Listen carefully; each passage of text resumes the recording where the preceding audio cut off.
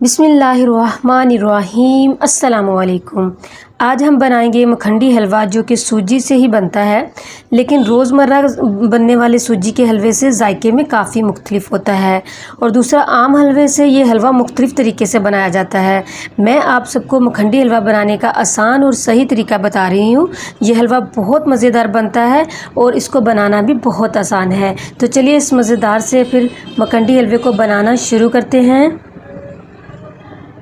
तो जी यहाँ पे हम सबसे पहले एक बर्तन को सेट कर लेंगे जिससे हमने सारी चीज़ों का मेजरमेंट करनी है, चाहे वो आप कप ले लें मेजरिंग वाला या फिर आप घर का कप या कटोरी ले लें। मैंने एक कप ले लिया है, उसमें 1 कप सूजी का डाल दिया एक बाउल में, और उसी कप से 2 कप मैंने दूध डाल दिया है। दूध जो है रूम टेम्परेचर पर होना चाहिए। और ठंडा वो गर्म दूध आपने नहीं लेना, ठंडा या नॉर्मल ले सकते हैं। दोनों कप डालने के बाद हम इसको अच्छे से मिक्स करेंगे।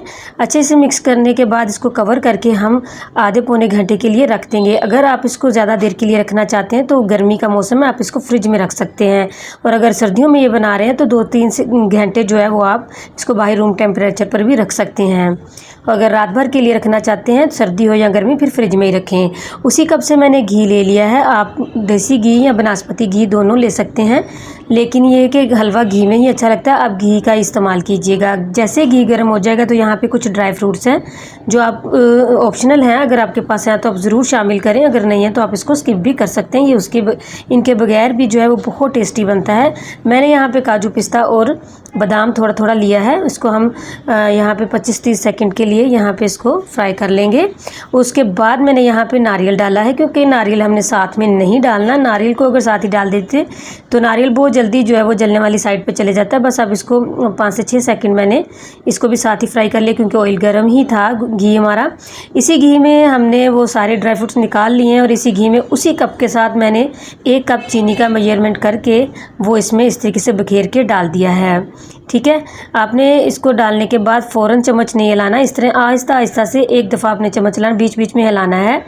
क्या है कि अगर आप इसको बार बार चम्मच से हिलाएंगे ना तो चीनी जो है कैरेमलाइज होने की बजाय उसके वो जो है वो इकट्ठी सी हो जाती है, तो उसमें टाइम ज़्यादा लग जाता है। इसलिए आपने इसमें ज़्यादा नहीं इसको हिलाना, बस आपने मीडियम टू लो फ्लेम पे इसको बार बार बीच में से हल्का हल्का इसको हिलाते जाना, और ये बहुत अच्छे से कैरेमलाइज हो जाएगी चीनी। और इसको बिल्कुल रख के भी भूल नहीं जाना, ये ना हो कि चीनी का कलर भी बहुत ज़्यादा डार्क हो जाए और वो कड़वा भी हो जाए। तो इसलिए आपने बीच बीच में चम्मच को हल्का फुल्का आहिस्तगी से चलाते रहना है। ऐसे ही हमारा जब कैरेमलाइज होगी तो हमने वो अपने जो दूध और सूजी का मिक्सचर था तकरीबन पौना घंटा तक वो पड़ा रहा था, उसको दोबारा से चम्मच से मिक्स करके फ़ौरन से हमने इसमें डाल दिया है। और अभी यहाँ पे फ्लेम बंद करके डाला है।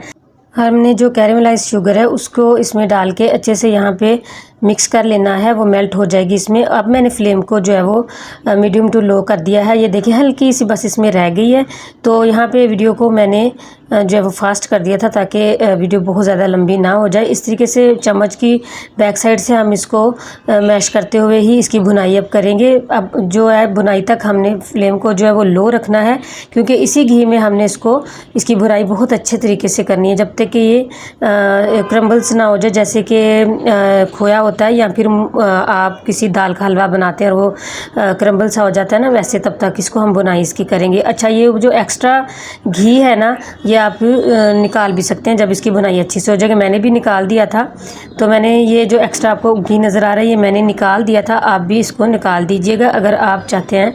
देखें इसका टेक्सचर देखें कि इस तरह हो जाएगा। ये देखें जैसे सोन हलवे में एक तारें सी बनती है ना, उस तरीके से ये देखें इसका टेक्सचर हो जाएगा। माशाल्लाह खाने में ये हलवे का टेस्ट जो है ना वो बाकी दूसरे हलवों से बहुत मुख्तलिफ होता है और बहुत ही टेस्टी ये होता है। ये आप देखें, ये जितना भी एक्स्ट्रा घी था इसका ये मैंने निकाल दिया था, आप भी निकाल दीजिए। ये देखें इससे यहाँ पे इसका कितना प्यारा टेक्सचर होगा। यहाँ पे अल्हम्दुलिल्लाह हमारा जो है वो ये हलवा बस बिल्कुल तैयारी पे। यहाँ पे 1/4 टीस्पून मैंने इलायची का जो पाउडर डाल दिया है, और यहाँ पे जो मैंने ड्राई फ्रूट फ्राई करके रखे थे वो भी मैंने इसमें डाल के अब इसको अच्छे से मिक्स करें। अब हम इसको यहाँ पे अच्छे से मिक्स करने के बाद सिर्फ मैंने 1 मिनट और इसको यहाँ पे पकाया है, और अब इसको हम सर्व करेंगे। तो आप इसको देखें, अब इसका टेक्सचर देखें और इसकी जो है वो कलर देखें कितना खूबसूरत आया है। और इसके अंदर जो एक तार का टेक्सचर है और वो खाने में बहुत अच्छा लगता है। बहुत ही टेस्टी ये हलवा बनता है। और अक्सर लोग बस इस पे थोड़ी सी इसको जब हम इसकी भुनाई करते हैं ना तब इसकी मेहनत होती है, और जब हमने शुगर को कैरेमलाइज़ करना होता है तब हल्की सी इसका ध्यान रखना पड़ता है। बस इसी वजह से लोग जो है इसको बनाने से वो जो कतराते हैं। लेकिन ये अगर जिस तरीके से मैंने आपको बताया ना, तो कोई बिगिनर्स भी है वो भी इसको ईज़िली बना लेगा। तो बहुत ये टेस्टी हलवा बनता है, आप इसको ज़रूर ट्राई कीजिएगा। मुझे उम्मीद है कि आज की ये रेसिपी भी आपको बहुत पसंद आई होगी। पसंद आई तो इसको लाइक और शेयर करना बिल्कुल ना भूलिए। इसी के साथ मैं इजाज़त चाहती हूँ। दुआओं में याद रखिएगा, अपना और अपनों का बहुत बहुत ख्याल रखिएगा। अल्लाह हाफिज़।